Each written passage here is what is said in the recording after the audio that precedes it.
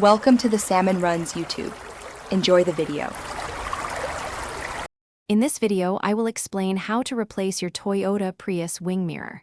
First, gather your essential tools like a Phillips head screwdriver, a flathead screwdriver, and a trim removal tool. Make sure you have the correct replacement mirror for your specific Prius model. It's also a good idea to lay down a soft cloth to protect your car's paint during the process.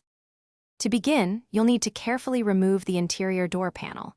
This usually involves prying off a small cover, unscrewing a few bolts, and then gently detaching the panel itself. Once the panel is loose, disconnect any electrical connectors for the window switches.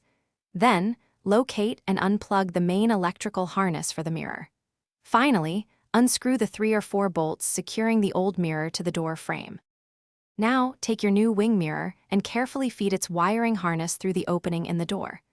Position the mirror against the door frame, aligning the mounting holes. Secure it with the bolts you removed earlier, tightening them snugly but not excessively. Reconnect the electrical wiring harness, ensuring it clicks into place. Before reassembling the door panel, test the mirror's power adjustments and any heating functions. With the new mirror installed and tested, it's time to reassemble the door.